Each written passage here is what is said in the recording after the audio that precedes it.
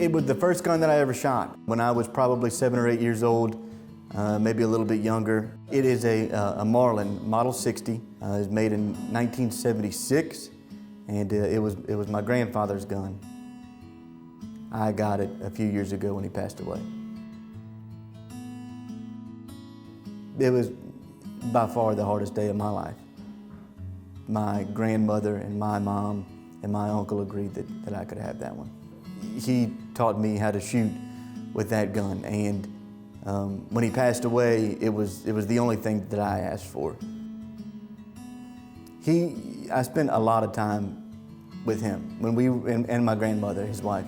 He had a farm in Lakeland, Louisiana. There's no telling how many squirrels he shot, how many rounds I shot. When I got old enough, he was actually one of 13 children. But the youngest son, we call him Uncle Baby. And we would walk between my grandfather's farm and Uncle Baby's house. And Uncle Baby had a bucket of 22 LR in his barn that we knew where it was. And we'd grab some out of my grandfather's barn. And then when we ran out, we would stop by Uncle Baby's barn and grab another handful of 22 LR. And we'd just shove them in our pockets, me and my cousins. And we would walk around and we would shoot. Yeah, so when I got that one, I kind of tossed around the idea. It's got some wear on it. You know, it's 45, 46 years old. It's a little bit older and it's got some wear on it, and the scope is not even mounted straight in there anymore. It's kind of crooked. And I tossed around the idea of sending it off to get somebody to reblue it and refinish it.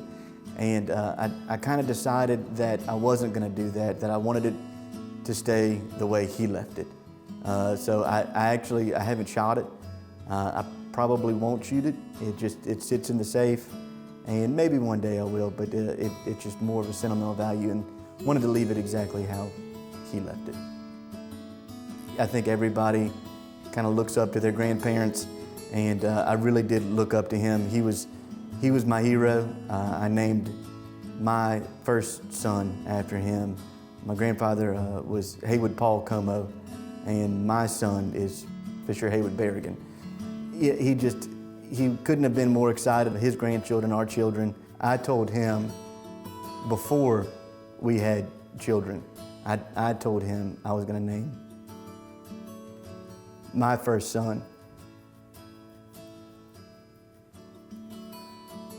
after him. And he told me, he's like, don't do that. I hate my name. And my grandmother said, yeah, but I love you. So when my wife and I got married, we talked about it, and I said, you know, I wanted to name our first son after him.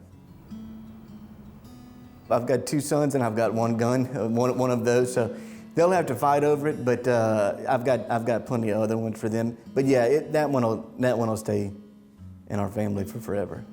The hard part is it's not the gun, it's the man. The gun itself is him. You know, there's nothing about the gun that's special. It's the man that owned it and what he meant to me.